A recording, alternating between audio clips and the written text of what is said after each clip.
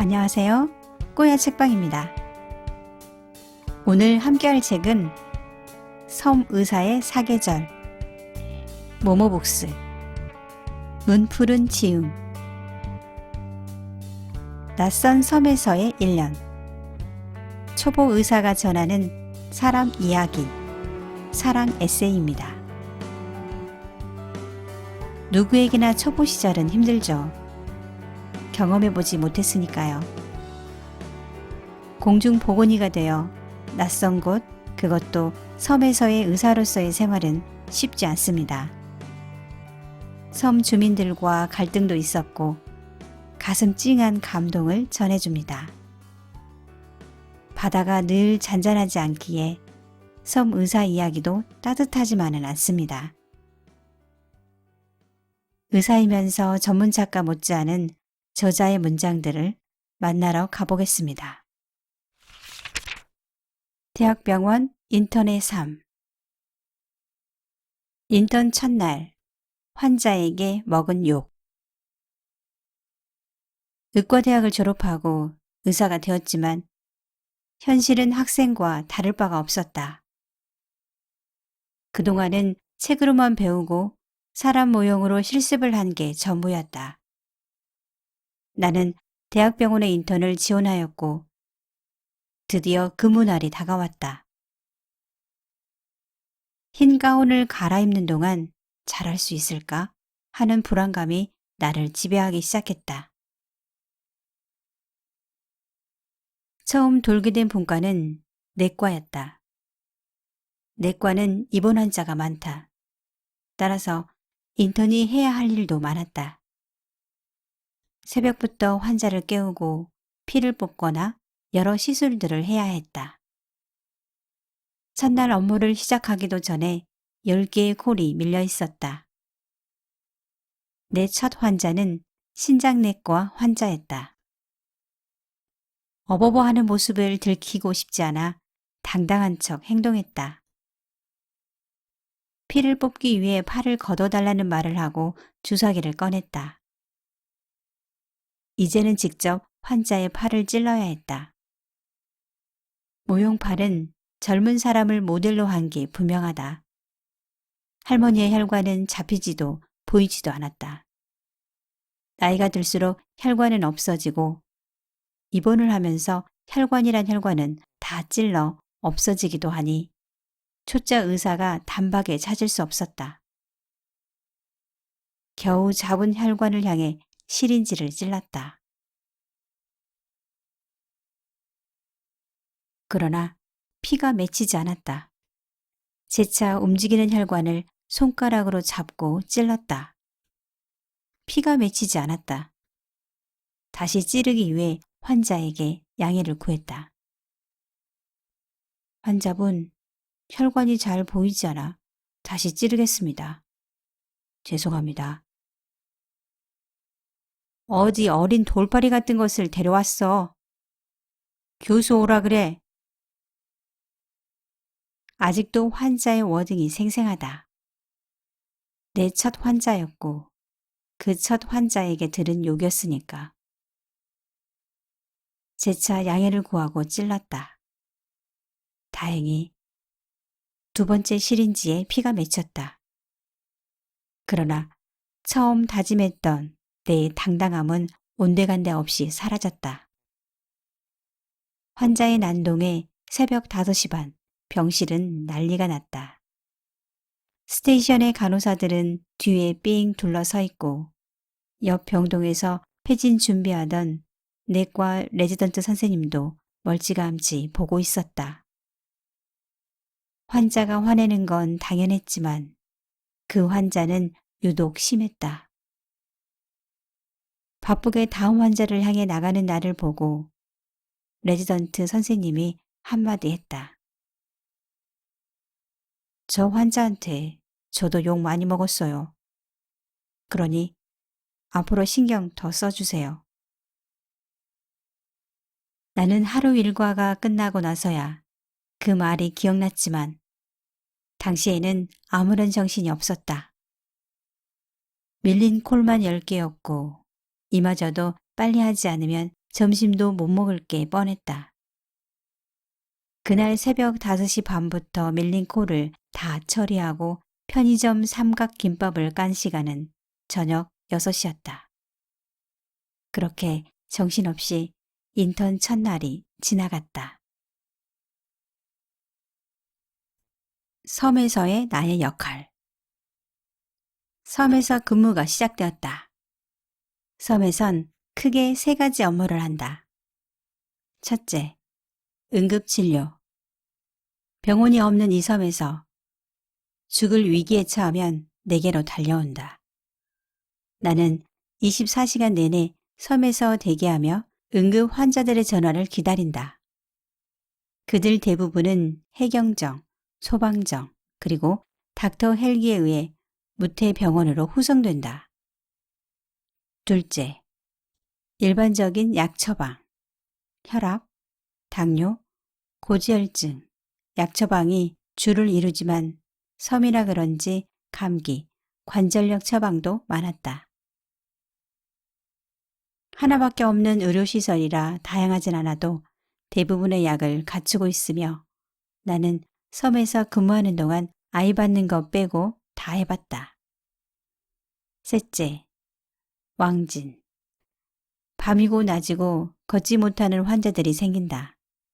섬에는 119가 없어서 그들을 병원까지 후송해 올 수가 없다.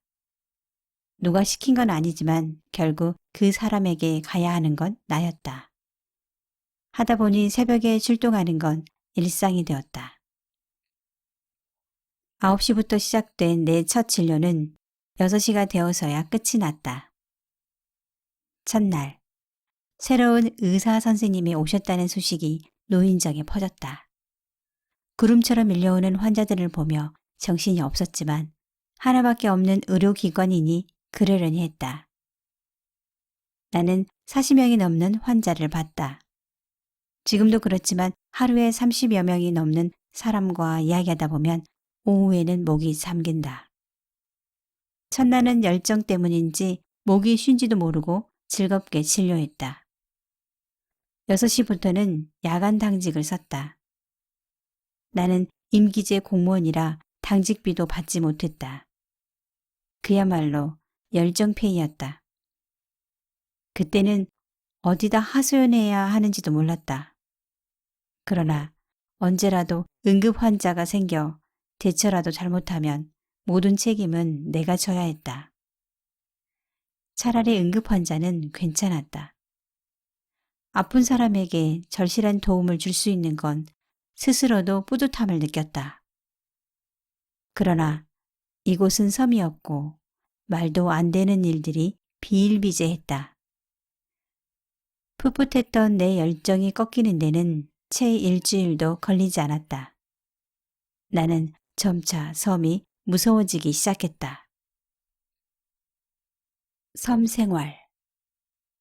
섬. 사방이 막혀 있다. 이곳에 사는 사람들은 섬에서만 몇십 년을 산 사람들이었다. 그들은 육지의 마을보다 훨씬 똘똘 뭉쳐 있으며 그런 단결력에서 나오는 묘한 섬만의 분위기가 있었다. 섬에서 발생한 문제점들은 쉽사리 밖으로 드러나지 않았다. 나는 많은 문제점들을 두 눈으로 봤지만 그 문제들은 단 한 번도 제기되거나 해결되지 않았다. 이곳에 파견된 해경과 경찰들도 섬 사람들에겐 외부인일 뿐이었다. 그리고 그들은 조용히 있다 나가길 원했다. 수십 년간 묵힌 섬 안의 문제가 회복되지 않는 이유였다. 섬에서의 문제는 섬 밖으로 나오는 것 자체가 되질 않았다. 만약 내가 섬의 문제를 바깥으로 고발했다고 하자. 그럼 어떻게 될까? 섬에서 내가 생활하는 모든 곳을 운영하는 사람들이 섬 사람들이다. 육지에 나가려 해도 섬 사람의 도움을 받아야 하고 라면을 하나 사려 해도 섬 사람의 도움을 받아야 한다. 이처럼 섬에는 편의시설이 많지 않기 때문에 서로 돕지 않으면 살 수가 없다. 만약 내가 내부 고발을 하여 섬의 문제가 드러난다면 그 순간 섬의 사회생활이 불가능해진다. 그들 특유의 텃세 분위기는 육지의 것과 비교할 수가 없었다. 아름다웠던 기억. 이곳에도 여름이 오고 있었다. 바다로 둘러싸인 이곳은 육지보다 따뜻함은 늦게, 차가움은 빠르게 왔다. 여름이 온다고 느낀 건 어느 주말 산책 때였다. 주말엔 혼자 근무하는 날이 많았다. 온종일 환자가 오는 건 아니었기 때문에 종종 해안길을 산책했다. 사람의 때가 타지 않은 곳이라 자연 경관은 육지의 그것과 비교 불가였다. 수십 미터의 기암 절벽을 쳐다보기만 해도 아찔해졌다. 정자에 가만히 앉아 불어오는 바람을 먹었다. 차가운 바람은 혀를 무겁게 짓눌렸다. 그날의 바람은 달랐다. 바람의 속도는 빨라졌지만 바람에서 무게가 느껴지지 않았다. 스치기만 해도 기분 좋은 따뜻한 바람이었다.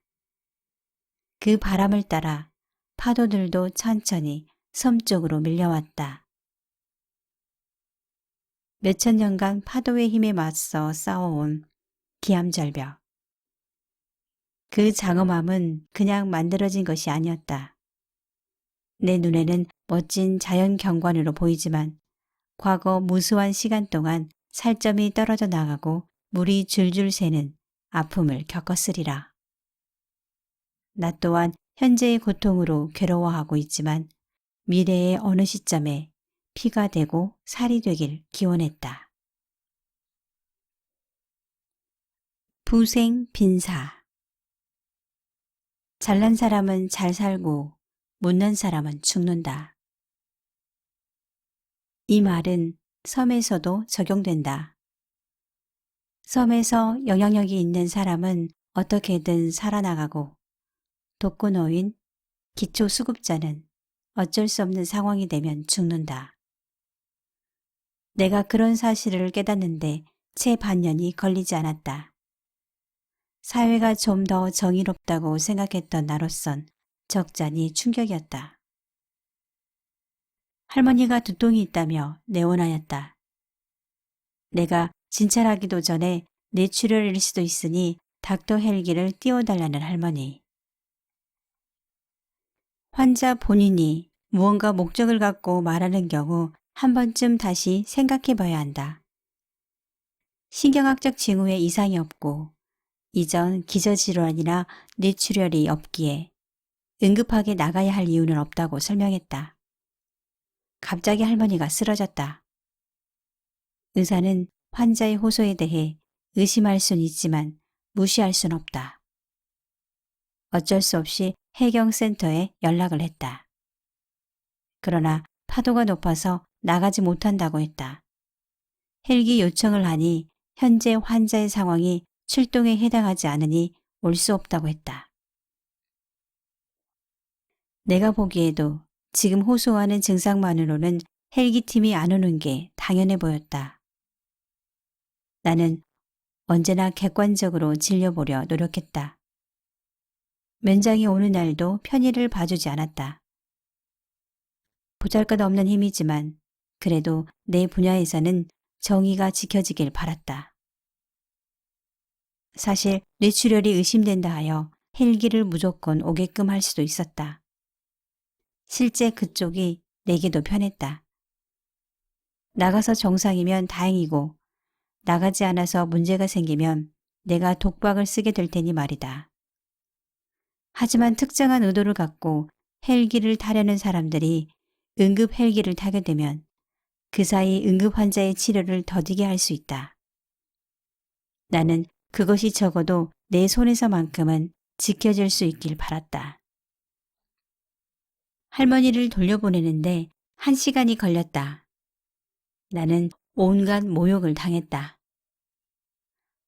네가 죽으면 책임질 거냐부터 민원을 넣어서 자르겠다는 말까지 했다. 차라리 잘라달라 하고 싶었다. 지긋지긋한 섬에서 떠나고 싶었으니까. 그런데 갑자기 내 앞으로 전화 한 통이 왔다. 나 뭐뭐 해경 누구누구인데 해경 헬기 접수만 좀 해주시오. 어떻게 전화하신 건가요? 아까 헬기 타고 나가야 하는 응급 환자랑 아는 사람인데 어떻게든 헬기를 보낼 테니 의사 양반 접수만 좀 해주시오. 네, 알겠습니다. 헬기가 날아오기 위해서는 내 요청이 필요했다. 헬기를 보내겠다는데 보내지 않을 이유는 없었다. 접수한 지 30분 만에 해경 헬기가 인계점으로 날아왔다. 나는 그날 처음 알았다. 해경에도 헬기가 있다는 사실을. 해경 헬기를 곧장 띄울 수 있는 사람이라면 얼마나 대단한 사람일까 궁금했다. 저녁 만찬. 섬에서도 기분 좋은 일들이 많았다. 사람은 누구나 좋은 기억보다 나쁜 기억을 오래 기억하고 깊게 기억한다. 나 또한 평범하고 좋은 기억이 다수였지만 그것들을 잠시 머리에 얹었다가 사라졌다. 나쁜 기억은 내 몸에 생채기를 만들고 오랫동안 딱지로 남아 있었다. 나를 좋아해 주시던 할머니가 있었다. 그 할머니는 내가 섬에 들어오자마자 이쁘장하게 생겼다며 맛있는 걸 가져다 주셨다. 섬에서 먹었던 싱싱한 해산물은 대부분 할머니가 주셨고 섬에서 먹기 힘든 육고기나 찌개 또한 할머니가 초대해 주시는 저녁 만찬 때 먹을 수 있었다. 할머니는 한 달에 한 번씩 보건소 직원들을 초대해 놓고 잔치를 여셨다. 매번 삼겹살을 기본으로 추가적으로 해산물을 이용한 매운탕이나 해물찜이 곁들여졌다. 섬에 온 초기에는 굳이 가서 먹어야 하나 하는 생각도 있었지만 섬 생활에 익숙해지고 나선 내 몸을 위해 할머니 집에 갔다. 할머니는 음식을 참 잘하셨다. 직접 만드신 김치와 장아찌도 일품이었다. 정말 맛있는 고기와 해물찜을 먹고 나서 일어나려는데 아직 남았다며 나를 막아서더니 고봉밥과 감자탕 한 솥을 가져오셨다. 할머니, 이걸 다 어떻게 먹어요? 먹어. 젊으면 먹을 수 있어. 육지에 자식들이 있지만 자식들도 살기 바빠 자주 보지 못한다는 노부부. 우리가 자식 같았는지 먹는 내내 뒤에서 지켜보며 본인들은 거의 먹지 않았다. 배가 많이 불렀지만 남기면 할머니가 아쉬우실까봐 입속으로 음식들을 밀어 넣었다. 평소에 음식을 가리지 않는 나는 맛있게 먹었지만 까탈스럽게 음식을 가리는 다른 직원들이 미웠다. 그만큼 내가 더 먹었다. 그래서 그런지 할머니는 유독 나를 좋아하셨고 돌아가는 길에 구워 먹으라며 냉동 삼겹살을 주셨다. 이런 저녁 만찬은 내가 섬을 나오기 전까지 3번 정도 더 있었고 신서지는 줄 알았지만 즐겁게 할머니 집에 들어갔다. 맛있게 먹고 나오는 모습이 할머니에게 드릴 수 있는 가장 큰 선물이라 생각했다. 섬을 떠나 가끔 그곳을 기억하면 여전히 안 좋은 기억도 많지만 안 좋은 기억의 희석 속도가 좋은 기억의 그것보다 몇 곱절은 빠른 것 같은 느낌이다. 섬에 대한 기억이 추가되지 않는 한 앞으로 머릿속에는 좋은 기억이 더 오래 기억될 것이다. 목사님. 일요일 아침. 조용한 섬마을의 정적을 깨는 소리. 그것은 작은 교회의 종소리였다. 종소리를 내는 사람은 그 교회의 하나뿐인 목사님이었다. 목사님은 원래 육지에서 사역을 하던 분이었지만 새로운 사명을 받고 섬으로 들어와 섬 사람들에게 봉사하고 계셨다. 같은 봉사를 하고 있지만 억지 봉사를 하는 나로선 그분을 볼 때마다 부끄러워졌다. 가끔 목사님이 진료실에 온 적이 있었다. 그분은 목회가 없는 날에도 정갈하게 옷을 입고 다니셨다. 짧게 깎은 수염과 빗질로 수수하게 멋을 낸 목사님은 진료실을 들어오실 때마다 매번 같은 표정이었다. 미소를 띤 얼굴, 아픈 사람의 모습이라곤 상상도 할 수 없는 밝은 얼굴. 공손하게 내게 선생님이라는 호칭을 붙이며 존댓말로 본인의 아픈 곳을 얘기했던 목사님. 목사님이 떠나시고 나면 항상 간호사와 나 사이에서 목사님의 칭찬 릴레이가 이어졌다. 예수님을 본 적도 없고 예수에 대해 잘 알지도 못하지만 예수를 대신하여 이 땅에 누군가가 보내져 예수의 역할을 하게 했다면 꼭 그분일 것 같았다. 그분이 다니시는 곳곳마다 그분의 인성에 대한 칭찬이 자자했고 농번기나 어번기에는 자기 일도 아니면서 직접 나서서 도우는 모습에 섬사람들 모두가 좋아했다. 새벽부터 종을 울리며 예배당에서 기도를 드리는 모습을 보곤 했다. 교회에서 가장 가까운 곳은 진료실이었다. 그럼에도 내게 교회를 와라, 예배를 드려라 단 한 번도 말씀하신 적이 없었다. 묵묵히 혼자 무릎 꿇고 기도하는 모습을 볼 때 기독교인은 아니지만 가슴이 먹먹해지는 무언가가 있었다. 양적인 성장, 11조, 육지 기독교인의 신앙 척도가 되는 그런 것이 그분에게는 의미가 없었다. 본인의 삶도 얼마 남지 않은 상황에서 예수가 이 땅에 온다면 어떻게 살았을지를 직접 보여주고 있는 것 같았다. 어느 날이었다.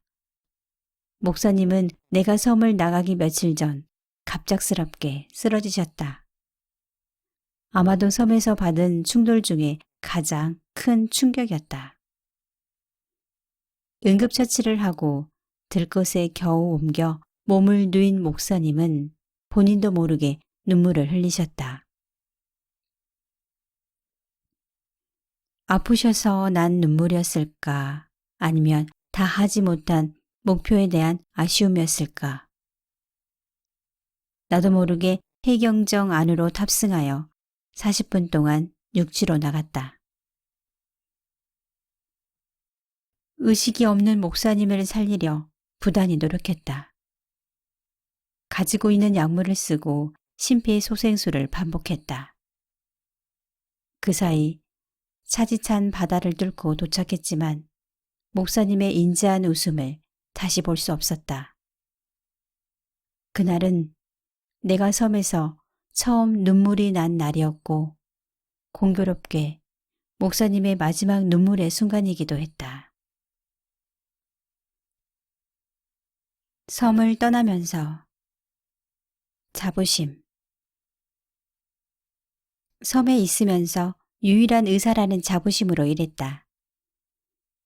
죽음과 사투를 벌이는 환자들의 골든아워를 확보하기 위해 내가 알고 있는 의학 지식으로 최대한 시간을 벌어보려 노력했다. 새벽에 아파서 문을 두드리는 할머니, 할아버지들의 마음을 위로하며 하찮은 기침약마저 웃는 얼굴로 처방해 주었다. 나를 힘들게 하던 이장님의 텃세도 그 또한 섬의 재미라고 생각하며 즐겼다. 생애 마지막으로 마주하는 유일한 사람이 나였던 몇몇 환자들. 그들의 마지막 기억 속엔 내가 가장 고마운 사람이자 친절했던 의사로 기억되길 바랐다. 목사님. 내게 많은 가르침을 주었던 분이었다. 그분과 마지막을 함께했던 나. 마지막까지도 웃는 얼굴로 가시던 그분의 모습에서 예수의 모습을 봤던 것 같다. 교회에 한번 나가지 않았던 내가 후회스러웠다. 가족이 전혀 없는 치매 환자. 매일같이 진료실에 치매 진단서를 가져와 횡설수설하던 할아버지. 언제 빨았는지 모를 옷과 진동하는 찌릿내. 그 할아버지의 생활이 걱정되어 몰래 찾아가 살펴보기도 했던 며칠. 그래도 나는 인간적인 의사로서 살려고 노력, 아니 그냥 하고 싶은 대로 하고 싶었던 의사였다. 그때를 추억해보면 그때는 더 순수하게 살고 싶었던 의사였다. 초심으로 돌아가고 싶을 때 섬에서의 생활을 추억하곤 한다. 지금까지 섬 의사의 사계절이었습니다. 누구에게나 첫 경험이라는 것이 존재합니다. 그 설익음에 대해 솔직하게 다룬 책이어서 좋았습니다.